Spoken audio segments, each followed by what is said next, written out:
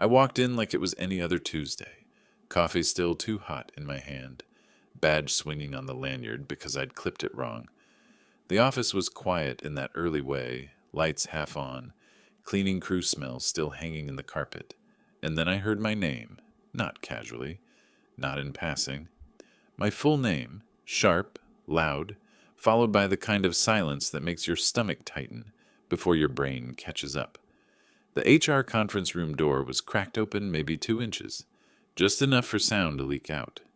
My manager's voice was coming through clean, like he wanted the whole floor to hear it. I don't care what he thinks he heard. I don't care what he thinks he saw, he said. You're HR. You fix it. You either shut him up or you get him out. There was another voice, lower, careful. Our HR rep, Denise. I'd met her twice. She always spoke like she was walking across thin ice. Mark, you can't say it like that, she replied. If he files anything. He won't, my manager snapped, because you're going to handle this. That's what you people do. You handle problems, and right now, he is a problem. I froze in the hallway, not dramatic, not cinematic, just that instant where your body decides to stop moving so your mind can decide whether what it's hearing is real. It was real. And it wasn't just the yelling, it was the confidence, the casual certainty that HR would do what he wanted. Like this wasn't a line he was crossing, just another task he was delegating. I should say I'm not some saint. I'm not fearless. I'm not the guy who storms in and delivers a speech. I'm a mid-level analyst in a department that pretends it's a family when quarterly numbers look good. I'm the guy who keeps his head down, hits deadlines, and doesn't get invited to the after-work drinks, because I don't laugh at the right jokes. But I also know what I heard the day before. The previous afternoon, Mark had asked me to stay late to help reconcile a vendor issue. That's the kind of thing that sounds boring enough to be true, so I didn't question it. We were the only two left in our corner of the floor, the kind of late where the lights flicker like they're tired too. He'd taken a call at his desk. I wasn't eavesdropping on purpose, but the office was quiet, and he wasn't trying to be discreet. Just code it to the training budget, he said like he was ordering lunch. Yeah, I know it's not training. I'm telling you how it's going to be. It's already approved. Stop making it complicated. There was a pause. Then his tone shifted. Flatter. Colder. And delete the email chain when you're done. I don't want this floating around. I remember staring at my monitor, cursor blinking in a spreadsheet I hadn't touched in 5 minutes. I wasn't thinking fraud in some dramatic way. I was thinking that sounded wrong. That sounded like something you don't say out loud unless you've said it 100 times before. When he ended the call, he noticed me looking up. Problem? He asked, like it was a joke. I did what I always do when someone more powerful than me asks a question like that. I smiled a little and said, No, just tired. He stared at me for a beat longer than normal, then went back to his screen. I went home that night and told myself it wasn't my business. That maybe I misunderstood. That maybe training budget was just internal code. That maybe he meant to delete duplicates. You know the excuses you make when you don't want to become the person who has to do something. But I didn't sleep great. And when I got in the next morning and heard my name through that half-open door, all the excuses evaporated. Denise tried again. Mark, I'm telling you, retaliation is... Retaliation, Mark barked, like the word offended him. He's not some whistleblower. He's an analyst. He doesn't even know what he heard. He heard half a sentence, and now he's going to play hero. I'm not letting some kid with a spreadsheet threaten my job. My palms were sweating against the cardboard sleeve of my coffee cup. I stepped back instinctively, like I could physically move away from the reality of it. Then my phone buzzed, a calendar reminder. 8:30 check-in with Mark, recurring, weekly. Of course it was. I stood there staring at that reminder like it was a warning. If I walked back to my desk like nothing happened, he'd have me in his office in 20 minutes, smiling like a shark, asking innocent questions while he figured out exactly how much I knew. If I walked into that conference room, I'd be making myself visible in a way I'd never been in this company. There's a specific kind of visibility that's dangerous, the kind where someone decides your existence is inconvenient. Inside the room, Mark's voice dropped, controlled but still sharp. You're going to start documentation today. Performance concerns, attendance, attitude, whatever you need. By end of week, I want a paper trail. Denise sounded smaller. Mark, he's never been written up. Then congratulations, he said. Today's his first time. That was the moment my fear turned into something else. Not bravery, not rage, just clarity. Like my brain finally accepted the rules of the game I was in. I wasn't imagining this. I wasn't overreacting. This wasn't going to blow over. This was him putting my career on a conveyor belt and telling HR to turn it on.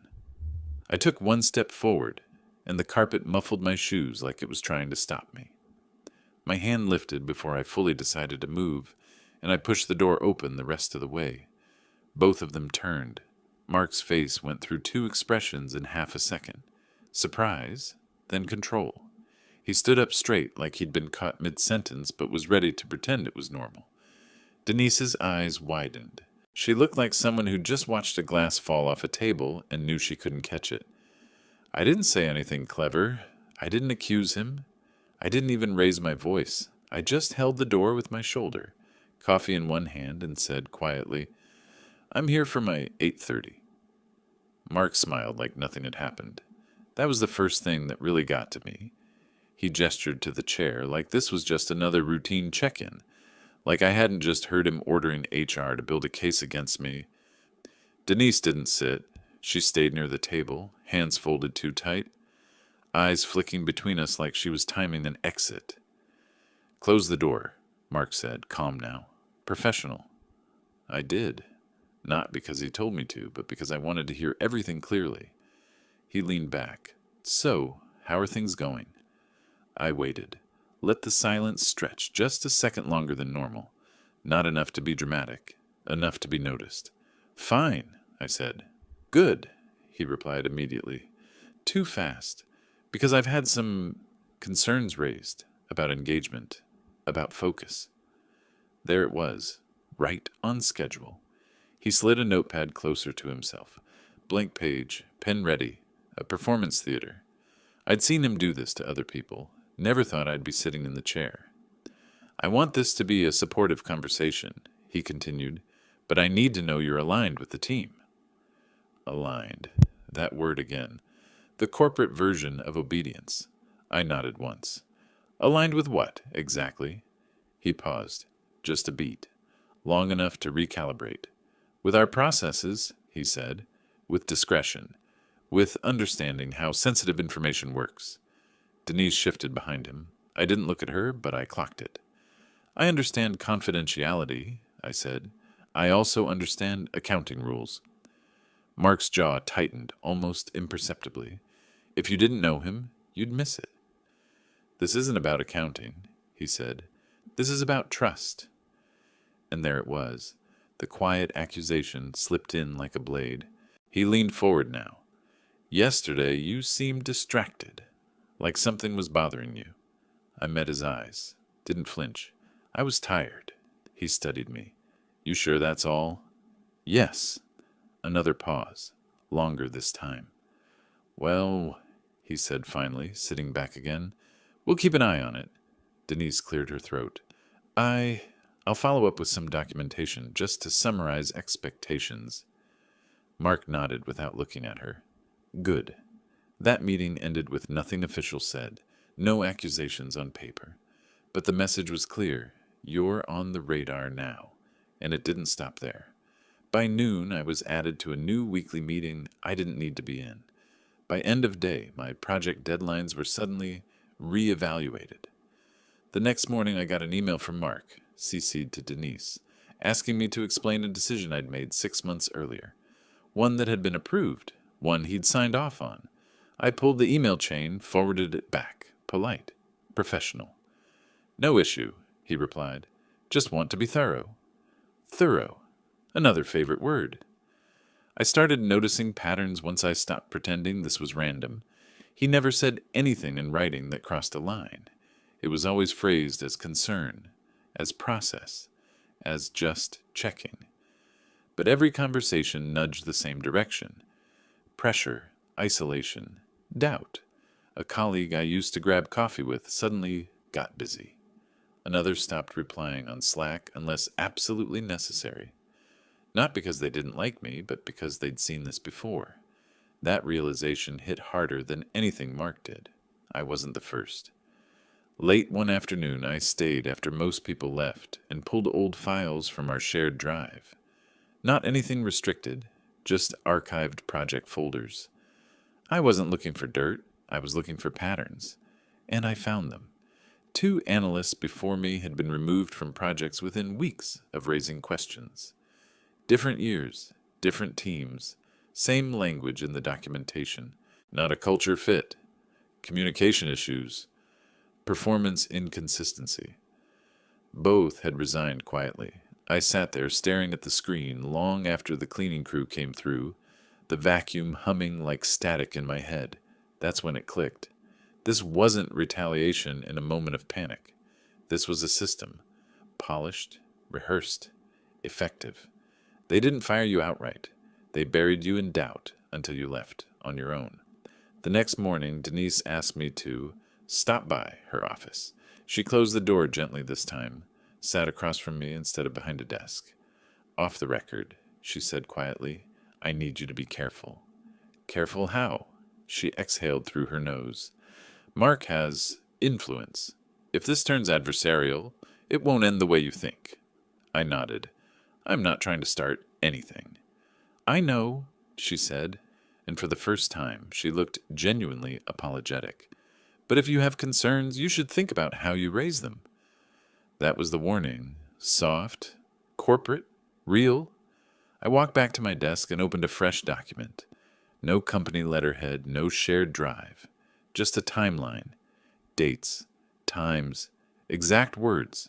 Who was present? What was said? What changed afterward? I wasn't planning revenge. I wasn't plotting a dramatic takedown. I was preparing for the reality that no one was coming to save me.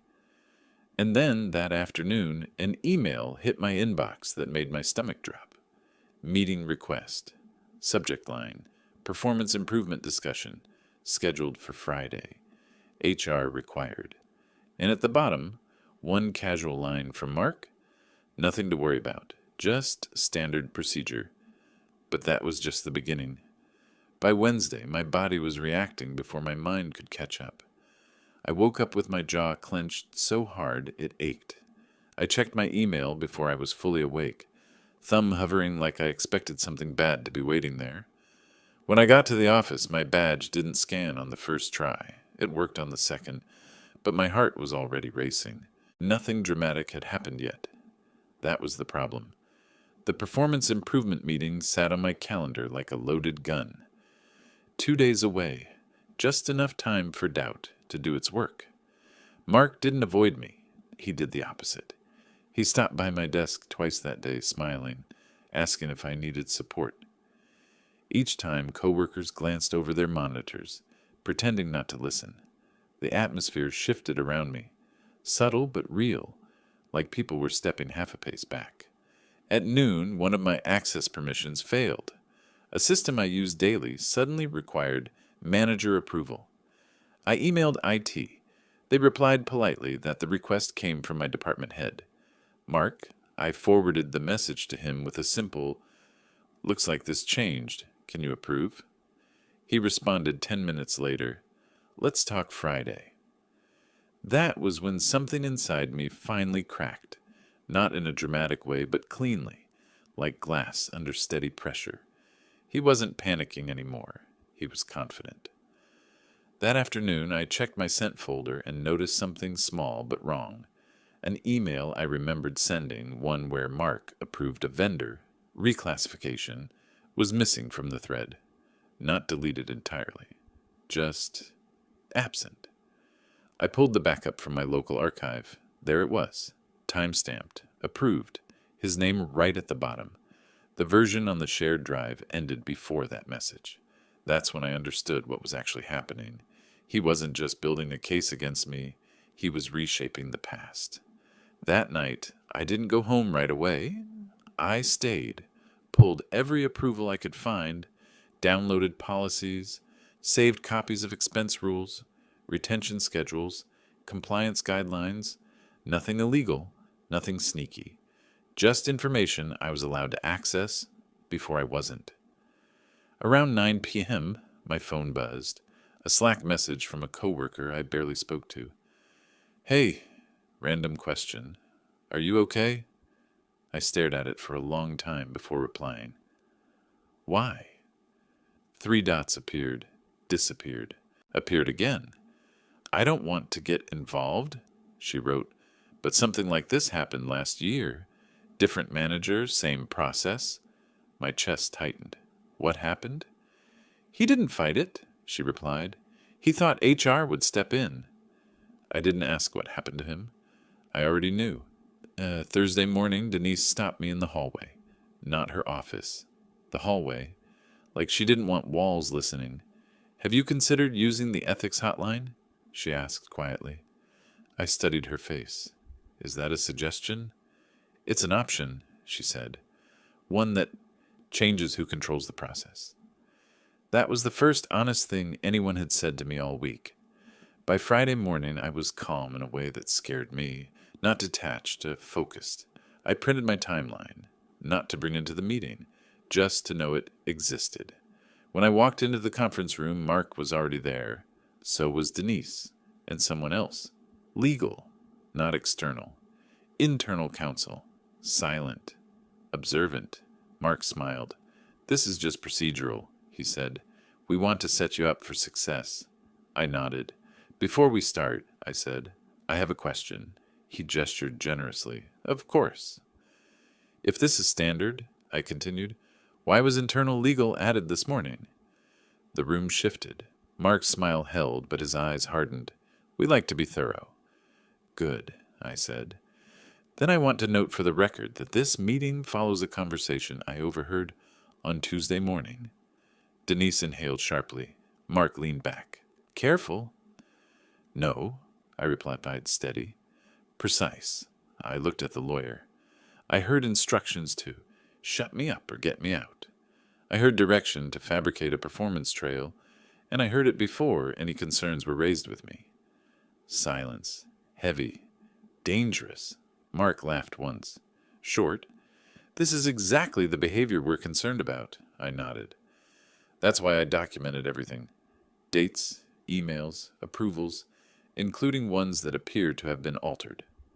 The lawyer finally spoke. "Altered how?" "Removed," I said. "From shared records, not my archives." Mark's hand tightened on the table. "That's a serious accusation," he said. "So is retaliation," I replied. I reached into my pocket, pulled out my phone, and placed it face up on the table. "I already contacted the ethics hotline this morning," I said.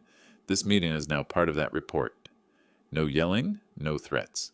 Just the sound of air leaving the room." Mark stood up slowly. "This meeting is over." The lawyer shook her head. "Actually," she said, "it's just started." And in that moment I understood something with terrifying clarity. They thought I was gone. I wasn't. The shift was immediate. Not loud, not explosive. Just a sudden change in gravity. After the lawyer said that, nobody rushed to fill the silence. Mark stayed standing like he was waiting for someone to back him up. No one did. Denise didn't look at him anymore. She was staring at the table, hands flat, like she was bracing for impact. The lawyer closed her notebook. "Mark," she said evenly, "I'm going to ask you to step out." His head snapped toward her. "Excuse me?" "This meeting is now an intake," she continued. "You are the subject of a complaint involving retaliation and records manipulation. You should not be present." Mark looked at me then. Really looked. For the first time since I'd known him, there was no polish left. "You don't know what you're doing," he said. I didn't respond. I didn't need to. He left without another word, the door closing behind him with a soft, final click that echoed louder than a slam. The next 48 hours were a blur of controlled chaos. My access wasn't cut, but his was. By the end of the day, his calendar was wiped clean. His name disappeared from approval queues. Emails started coming from interim department oversight. No explanation, no announcement, just absence. I was interviewed twice that afternoon, once by internal legal, once by an outside investigator, contracted through the hotline. Different people, same questions, dates, words, evidence. Everything I'd documented mattered. The missing email, confirmed through server logs. The altered shared folder, logged access tied to his credentials. The sudden permission changes. Time stamped to the hour after our first meeting. Nothing dramatic, just facts lining up quietly, one after another, until the story told itself. By Monday, the office felt wrong. People whispered in elevators. Managers avoided eye contact. Someone canceled a team lunch that had been scheduled for weeks. Mark wasn't there. At 10:17 a.m., an email went out to leadership. Mark will be on leave pending review. No farewell, no context, just that line. At 10:18, my Slack exploded. People I barely knew checking in. People who'd gone silent suddenly brave again. One message stood out. Thank you for not backing down. I stared at it longer than I should have. Mark tried once. He called my phone that night. Blocked number. I let it go to voicemail. His voice was different. Tighter. Controlled in a way that sounded rehearsed. This didn't have to get ugly, he said. You still have time to walk this back. I deleted it without replying. The investigation moved fast because it had to. Legal holds were issued. HR leadership was pulled in. Past complaints resurfaced. The ones that had been resolved internally and quietly buried. Patterns don't lie when you stop hiding them. By the end of the week, Denise asked to speak with me again. Same hallway, same lowered voice. I'm sorry, she said. Not carefully this time, just honestly. We should have escalated sooner. I nodded. I didn't forgive her. I didn't blame her either. Systems don't fail by accident. They fail because people are taught what survival looks like. The outcome came on a Friday afternoon. Mark was terminated for cause. Retaliation. Abuse of authority. Records manipulation. HR didn't escape it either. 2 senior reps were reassigned. New reporting structures announced. Mandatory compliance training suddenly prioritized. I was moved under a different director, given a retention agreement, nothing flashy, just stability in writing. When Mark came in to clear out his desk, I wasn't supposed to see it. But I did. He walked past me carrying a cardboard box that was too small for how big he used to seem. No eye contact, no final words. That was the last time. There was no celebration, no victory speech, just a strange, quiet relief, the kind that comes when the noise finally stops. I shut down my computer that evening, picked up my bag, and walked out like I always had. The difference was simple. This time I wasn't afraid of being seen. The quiet after everything settled felt unfamiliar. Not empty, just clean, like a room after movers leave, when the echoes are gone and you finally hear your own footsteps again. Monday morning I came in under a new reporting line. Different director, different tone. No one pretended nothing had happened, but no one circled it either. Corporate memory is selective like that. Once the risk is contained, the system moves on. I received the outcome letter that afternoon. Factual, neutral, carefully worded. It confirmed the findings, outlined the actions taken, and stated, clearly, that I had not violated policy. That mattered more than anything else. There was also an addendum. Retention terms, salary adjustment, written protection against retaliation. The kind of document companies don't offer unless legal tells them to. I signed it without ceremony. People asked how I was doing. I answered honestly, better. No speeches, no lessons, just better. The strangest part wasn't Mark being gone. It was realizing how much energy I'd been spending anticipating him, editing myself, timing emails, softening sentences. That constant low-level vigilance disappears slowly, like your ears adjusting after a loud concert.